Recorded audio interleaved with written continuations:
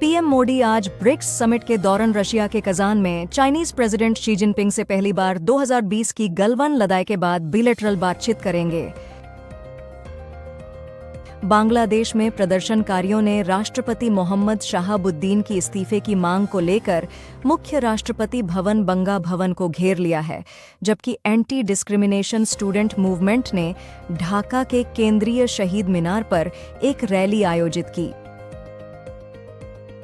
दिल्ली की हवा की गुणवत्ता बहुत खराब है, जहां जहांगीरपुरी का AQI 400 तक पहुंच गया है।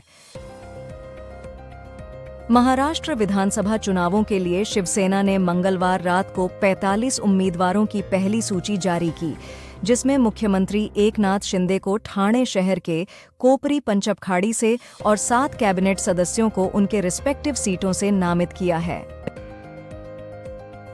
प्रियंका गांधी आज केरल के वायनाड लोकसभा उपचुनाव के लिए नामांकन पत्र दाखिल करेंगी, जिसमें उनकी मां सोनिया गांधी और कांग्रेस अध्यक्ष मल्लिकार्जुन खड़गे भी मौजूद रहेंगे। झारखंड विधानसभा चुनावों के लिए जेएमएम ने 35 उम्मीदवारों की पहली सूची जारी की, जिसमें मुख्यमंत्री हेमंत सोरेन को बरहैत और कल्पना सोरेन को गंदे से मैदान में उतारा गया है। चुनाव 13 और 20 नवंबर को होंगे और परिणाम पेटीएम को एनपीसीआई से नए यूपीआई यूजर्स ऑन बोर्ड करने की मंजूरी मिल गई है, जो कि सभी प्रोत्साहन नियम और सर्कुलर्स का पालन करने पर आधारित है।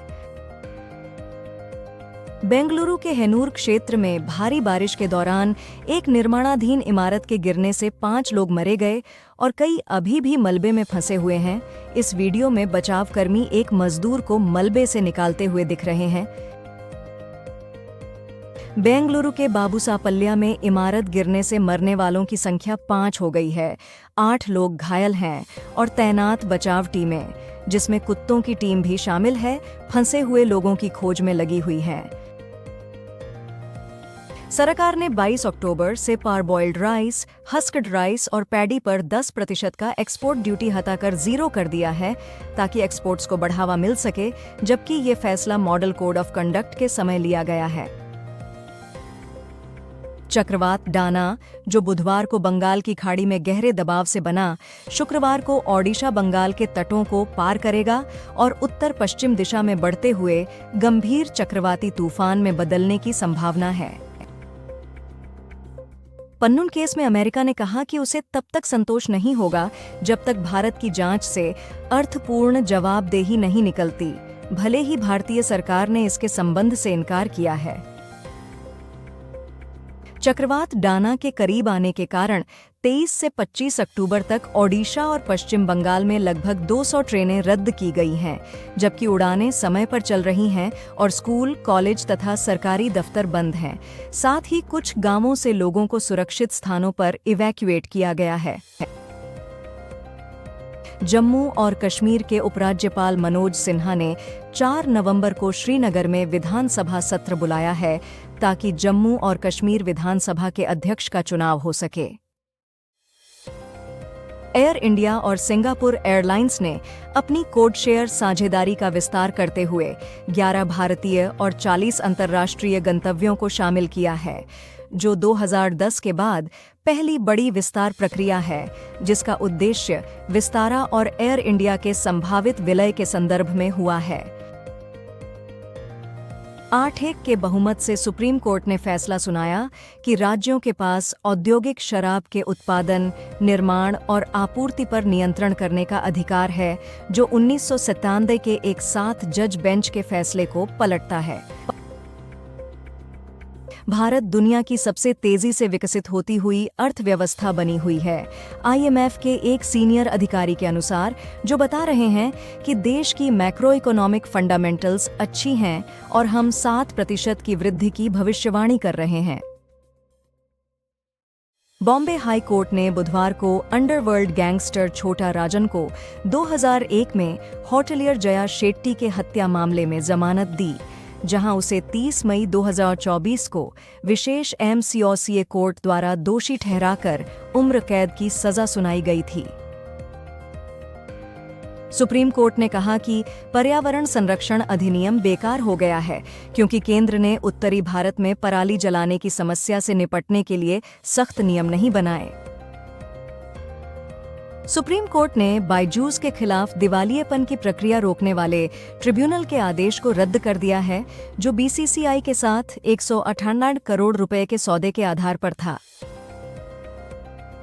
चक्रवात डाना ओडिशा के भितरकनिका और धामरा के बीच तट पर दस्तक देने की संभावना है, इसकी पुष्टि भारतीय मौसम विज्ञान विभाग ने की है। प्रियंका गांधी ने वायनाड उपचुनाव के लिए नामांकन पत्र दाखिल कर राजनीति में कदम रखा। यह चुनाव राहुल गांधी के रायबरेली से सांसद बनने के बाद उनकी सीट खाली करने के कारण हुए हैं। केटीआर ने बंदी संजय को कानूनी नोटिस भेजा है। उनसे बेकार और डेफेमेशन भारी बातों पर 1 हफ्ते में बिना शर्त माफी मांगी है, वरना कानूनी कार्रवाई की धमकी दी है। पांट ने आईसीसी टेस्ट बैटिंग रैंकिंग्स में कोहली को पीछे छोड़ दिया है और रविंद्रा ने टॉप ट्विंस में एंट्री मारी है। Odisha public service commission OPSC ने चक्रवात डाना के मद्देनजर 27 अक्टूबर 2024 को होने वाली Odisha civil services OCS prelims परीक्षा को टाल दिया है। प्रधानमंत्री नरेंद्र मोदी ने 16वें ब्रिक्स शिखर सम्मेलन में कहा कि आतंकवाद के खिलाफ मजबूर समर्थन की जरूरत है, बिना डबल स्टैंडर्ड के, और भारत युद्ध के बजाय कूटनीति और संवाद का समर्थन करता है। माधापुर, हैदराबाद में एक इंटरमीडिएट दूसरे वर्ष का छात्र बुधवार को हॉस्टल की 5वीं मंजिल से गिरकर ट्रेजिकली निधन हो गया, जब वो खिड़की के जरिए बाहर निकलने की कोशिश कर रहा था। पीएम मोदी ने ब्रिक्स समिट में कहा कि भारत संवाद और कूटनीति का समर्थन करता है, युद्ध का नहीं, जबकि उन्होंने पुतिन को बताया कि सभी संघर्षों का समाधान हो सकता है। केंद्र ने 5 अधिवक्ताओं को बॉम्बे हाई कोर्ट के न्यायाधीशों के रूप में नियुक्ति की सूचना दी है, जिसमें निवेदिता प्रकाश मेहता, प्रफुल्ला सु शामिल हैं। पंजाब और हरियाणा हाई कोर्ट ने कहा कि पति को हिजड़ा कहने को मानसिक क्रूरता मानते हुए परिवार कोर्ट द्वारा दिए गए तलाक को बरकरार रखा।